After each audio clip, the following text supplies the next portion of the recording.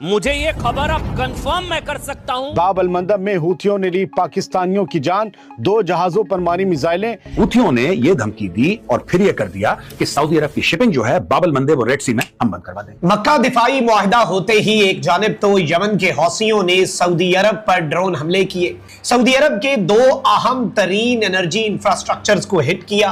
और आपको बताएं कि यमनी हुकूमत की फोर्सेस का कहना है कि अल-मखा बंदरगाह पर हौसी बागियों के मिसाइल और ड्रोन हमलों में 7 अफराद जाँ बहक हो गए हैं। ऐसे मौके पे जो मूडी का पूरा उसका प्लान ये है कि पाकिस्तान को डिवाइड करो, पाकिस्तान को डिस्टेबलाइज करो और पाकिस्तान को तोड़ो। ईरान के इत्तेहादी गिरोह हौसियों का कहना है कि यमन में सऊदिया और उसके इत्तेहादियों के खिलाफ कार्रवाई जारी है।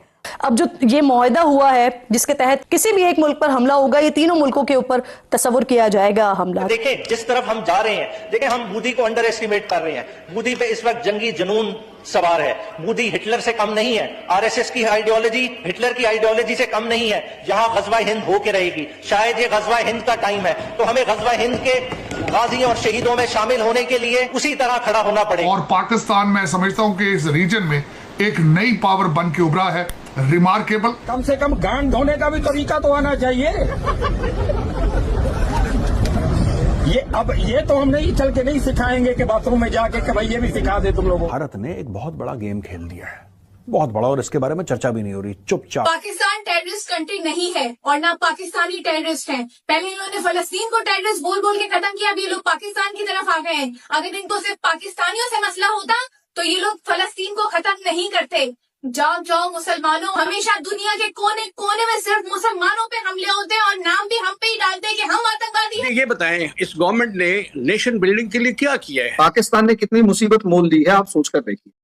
क्या आप 1% भी सऊदी अरेबिया और ईरान में लड़ाई नहीं होगी इसकी गारंटी ले सकते हैं? आज जो सिनेरियो चल रही है, अब टर्की की ग्रीस के साथ लड़ाई होगी ही होगी। आपको पता है कि पिछले हफ्ते टर्की, पाकिस्तान और सऊदी अरबिया का एक गठबंधन हुआ था जिसमें किसी एक देश पे हमला होता है तो ये सब उसकी मदद करेंगे। अब हूतिया इसको पेल रहा है। यमन का जो एक हूती संगठन है वो लगातार सऊदी अरबिया पे हमला कर रहा है और आज पता ये चला है कि उसमें 2 पाकिस्तानी मारा जा चुका है। अब पाकिस्तान फंस गया है पॉइंट पे, क्योंकि ये जो हूती जो ये संगठन है इसका डायरेक्ट कांटेक्ट है कहाँ से? ईरान से। क्योंकि जो हूती है यमन के अंदर वो 35% जो शिया मुस्लिम है उसका संगठन है और जो 65% जो सुन्नी मुसलमान है, इसी दोनों के बीच यमन के अंदर गृह युद्ध काफ़ी सालों से छिड़ा हुआ है। तो ये हूती जो है वो ईरान की तरफ से सऊदी अरबिया पे हमला कर रहा है और सऊदी अरबिया बोल रहा है कि भाई तूने तो एग्रीमेंट किया था, तू बचा मेरे को।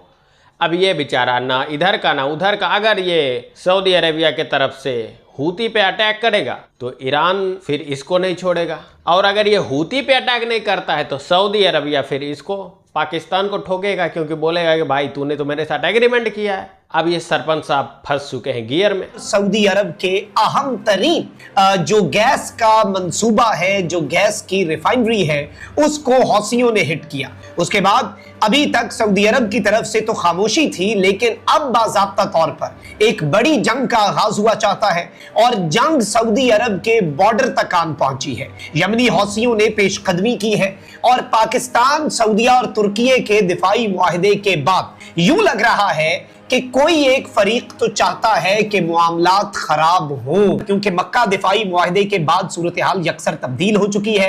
The scenario has been changed और टर्की के फॉरेन मिनिस्टर भी कह चुके हैं कि नेटो के आर्टिकल 5 की तर्ज का यह मुआहदा है। पाकिस्तान के वजीर खारजा ने भी इसके खद्दोखाल जारी करके कहा कि बिल्कुल attack on one is attack on all, और जैसे ही किसी एक मुल्क पर हमला हुआ ये मुआहदा एक्टिवेट हो जाएगा। अब सऊदी अरब के ऊपर यमन के हौसियों ने ना सिर्फ हमला किया, पहले तो ये होता कि भाई अगर ये हमला हो जाता सिर्फ और हौसी जिम्मेदारी कबूल ना करते तो बहुत से लोग ये कहते कि ये कोई स्पॉइलर भी है, ये फॉल्स फ्लैग भी हो सकता है, ये कोई और फरीक है जो लड़वाना चाहता है। लेकिन जब हौसियों ने इसकी जिम्मेदारी खुद कबूल कर ली, जब अंसारुल्लाह के तर्जुमान ने आकर फौजी वर्दी में कह दिया कि ये हमला हमने किया है अरामको की जाजान की फैसिलिटी पर और एक और मकाम पर, तो इस सब के अंदर ये बाज़ाब्ता तौर पर एक बहुत बड़ी डेवलपमेंट है। अब नाज़रीन किराम, पिछले दिनों क्या हुआ कि यमन के अंदर आपको पता है कि सऊदी अफवाज जो है वो यमन की इंटरनेशनली रिकॉग्नाइज्ड गवर्नमेंट के साथ मिलकर हौसियों के खिलाफ लड़ती है, और ये बेसिकली एक कोएलिशन है दहशतगर्दी के खिलाफ। तो अब हौसियों ने रिसेंटली क्या किया 2 दिन पहले कि ये सऊदी कोएलिशन फोर्सेस के ऊपर एक हमला किया जिसमें 45 अफराद के मारे जाने की शुरू में इत्तलात आई, और इसके बाद मंजरनामा यकसर तब्दील हुआ और ये खबर आई कि यमन के फौजी मारे गए हैं। इसके बाद नाज़रीन इकराम बताया ये जा रहा है कि इंटेंस फाइटिंग जो है वो सऊदी अरब की हिमायत याफ्ता फोर्सेज और अंसारुल्लाह जो है उसके दरमियान इस वक्त शुरू हो चुकी हैं। मल्टीपल फ्रंट लाइंस जो हैं मुख्तलिफ महाजों पर तेज गवर्नरेट जो है ये जो एरिया है ये तेज का एरिया है, ये गवर्नरेट है यमन का, और हौसीज जो हैं उन्होंने 30 बैलिस्टिक मिसाइल दागे हैं मोखा में, और गवर्नरेट फोर्सेस जो हैं उन्होंने 15 ड्रोन जो हैं वो भी गिराए हैं, ये वहां पर कहना है इनका। वो मुकम्मल तौर पर नाज़रीन इकराम उस फिरा का जो एरिया है वहां पर भी वो अपना होवरिंग करता रहा, और गवर्नमेंट का एयर डिफेंस जो है वो उसे शूट करने की कोशिशें करता रहा। सना रन अल मिस्रा ने यह बताया कि सऊदी ड्रोन जो है उसने गौर अल मशवत एरिया जो है सादा गवर्नरेट का उसको भी हिट किया है, और ये बेसिकली हौसियों का ही मीडिया जो कह रहा है कि सऊदी ड्रोन ने हौसियों की कुछ पोजीशंस को भी हिट किया है। और एस्केलेशन जो है नाज़रीन इकराम मैं आपको ये बता दूं कि रीसेंट टाइम्स के अंदर ये जो तेज का गवर्नरेट एरिया है यहां पर ये हैवीएस्ट एक्सचेंज है, यानी अब तक की सबसे तबाहकुन और सबसे हाईएस्ट लेवल ऑफ एस्केलेशन जो है नाज़रीन इकराम वो यहां पर रिपोर्ट की गई है। ये एक बहुत बड़ी डेवलपमेंट है। फिर इसके साथ ही साथ ये चीज भी काबिले गौर है कि सऊदी अरब जो है वो इस सारे मामले के अंदर क्या पोजीशन इख्तियार करता है। अभी तो चलें ये सारा कुछ यहां पर हो रहा है, लेकिन जो सऊदी अरब के अंदर ड्रोन हमले हुए हैं बेसिकली इसे एक टेस्टर के तौर पर कहा जा रहा है। इसराइल के एक मिनिस्टर ने कह दिया है कि सऊदिया जो है वो तुर्की भी हमारे खिलाफ बयान देता है, पाकिस्तान हमें तस्लीम नहीं करता, सऊदिया का उसके साथ मुआहिदा हमारे लिए बहुत बड़ा कंसर्न है, मक्का डिफेंस एग्रीमेंट हमारे लिए एक मसला होगा। और अब इस एग्रीमेंट के लिए टेस्टर आ चुका है, लेकिन यमन के हौसियों की तरफ से आया। पाकिस्तान इस सब के अंदर मेरी इत्तलात के मुताबिक अपनी डिप्लोमेसी कर रहा है ताकि मामलात को अफाम तफहीम से हल किया जा सके। लेकिन अगर ये चीजें आगे बढ़ती हैं तो सवाल वही है कि पाकिस्तान और तुर्की कहां पर खड़े होंगे।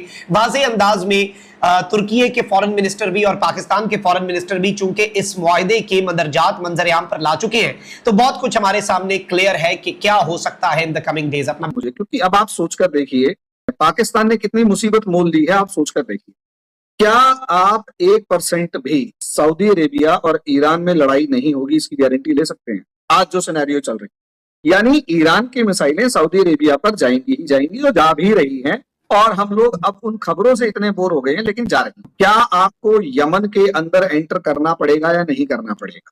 जिसे आप नहीं चाहते थे वो आपने एक बार को मना कर दिया। सऊदी अरेबिया इतना नाराज हुआ कि आपके साथ रिलेशंस खराब हो गए, और आपके एक प्राइम मिनिस्टर जो अमेरिका गए हुए थे वहां आपके मतलब सऊदी प्रिंस का प्लेन लेकर गए हुए थे, सऊदी प्रिंस ने अपना प्लेन वापस बुला लिया, और आपको एक चार्टर्ड प्लेन या पता नहीं कौन से वाले प्लेन के अंदर पैसेंजर प्लेन था शायद, पैसेंजर प्लेन के अंदर वापस आना पड़ा। सोचकर देखिए डिफेंस पैक्ट का नेगेटिव इम्पैक्ट क्या होता है। ये भी तो एक इम्पैक्ट होता है ना कि अल्टीमेटली आप अपनी लड़ाई में दूसरे का फायदा उठाएं या ना उठाएं, दूसरे की लड़ाई में आपको जाना ही पड़ेगा, और जब दूसरे की लड़ाई में जाना पड़ेगा तो उसकी जो कॉस्ट ऑफ वॉर है वो बेफालतू में आपके ऊपर आएगी ही आएगी। अब टर्की की ग्रीस के साथ लड़ाई होगी ही होगी, चाहे आप कुछ भी कर लीजिए। टर्की की साइप्रस के साथ प्रॉब्लम है ही है, इजराइल की टर्की के साथ प्रॉब्लम है ही है। सऊदीया क्या करेगा सर? फिर सऊदीया क्या करेगा अगर टर्की पर अटैक हुआ? पाकिस्तान के तो चले वो बोलेंगे सोल्जर्स भेजो, सऊदीया क्या करेगा? मतलब अपना देश पाकिस्तान से संभल नहीं रहा है और टर्की सऊदी अरबिया के साथ एग्रीमेंट करके बैठ गया। मतलब मुझे तो हंसी आ रही है पाकिस्तानियों पे। बलूचिस्तान आपको पता है कि कल 11 अगस्त था, वो अलग हो चुका है। भले ही ये उसको ना माने कि अलग नहीं हुआ है, बाकायदा वहाँ पे झंडा फहराया गया है, राष्ट्रगान गाए गए, और नरेंद्र मोदी को बाकायदा पोस्ट लिख के धन्यवाद भी किया गया बलूचिस्तान की तरफ से। भले ये जिंदगी भर नहीं मानते रहेंगे, ये मानते रहेंगे कि बलूचिस्तान अभी भी पाकिस्तान के कब्जे में, लेकिन बलूचिस्तान तो ऑलरेडी पाकिस्तान से निकल चुका है। उसने अपना आज़ादी दिन भी मना लिया। पीओके निकलने ही वाला है आज नहीं तो कल, और ये जाते हैं साले सऊदी अरेबिया से गठबंधन करने की तुम्हारे ऊपर अटैक होगा तो हम बचाएंगे। अब जब बचाने का समय आया, हुतिया जब पेल रहा है तो ये साइड हो गया। ये तो पेल ही नहीं सकता, ये अगर पेलेगा तो फिर ईरान इसको पेलेगा, और ये अगर नहीं पेलेगा तो फिर सऊदी अरेबिया इसको पेलेगा। अब इसको समझ में नहीं आ रहा है कि जाए तो जाए कहाँ, करे तो करे क्या। आप पाकिस्तान की इस फजीहत पर क्या बोलना चाहते हैं? नीचे कमेंट अवश्य कीजिएगा। चलिए मिलते हैं आपसे अगली वीडियो में।